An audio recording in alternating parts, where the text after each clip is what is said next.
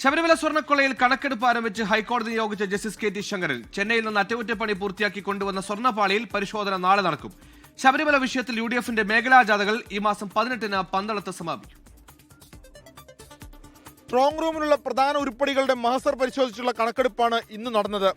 സന്നിധാനത്തെ പരിശോധന നാളെയോടെ പൂർത്തിയാക്കി തിങ്കളാഴ്ച ആറന്മുളയിലെ പ്രധാന സ്ട്രോങ് റൂം പരിശോധിക്കാനാണ് നിലവിലെ തീരുമാനം. ജസ്റ്റിസ് കെ ടി ശങ്കറിനൊപ്പം ശബരിമല സ്പെഷ്യൽ കമ്മീഷണർ, തിരുവാഭരണം കമ്മീഷണർ സ്മിത്ത് ഉൾപ്പെടെയുള്ളവരുമുണ്ട്.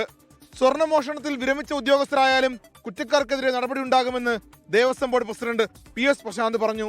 ഇതുമായി ബന്ധപ്പെട്ട് ഈ അന്വേഷണ സമിതി കണ്ടെത്തുന്ന ഒരാളെയും സംരക്ഷിക്കുവാനോ അല്ലെങ്കിൽ വെള്ളപൂശാനോ ദേവസ്വം ബോർഡില്ല.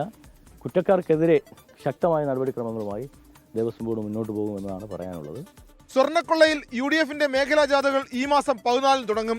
സ്വർണ്ണക്കൊള്ളയിൽ ഓരോ ദിവസവും പുറത്തുവരുന്നത് ഞെട്ടിക്കുന്ന വാർത്തകളെന്ന് UDF കൺവീനർ അടൂർ പ്രകാശ്. സ്വർണ്ണക്കൊള്ള വിഷയത്തിൽ സർക്കാരിനെതിരെ വിവിധ സംഘടനകളുടെ പ്രതിഷേധം തുടരുകയാണ്. തൃശൂർ രാമപുരത്ത് മുഖ്യമന്ത്രിയെ കരിങ്കൊടി കാണിക്കാനെത്തിയ 5 യുവമോർച്ച പ്രവർത്തകരെ പോലീസ് കരുതൽ തടങ്കലിലെടുത്തു.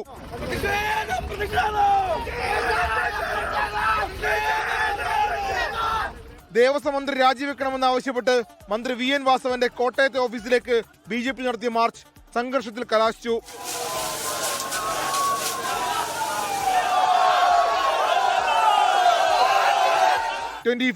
പത്തനംതിട്ട.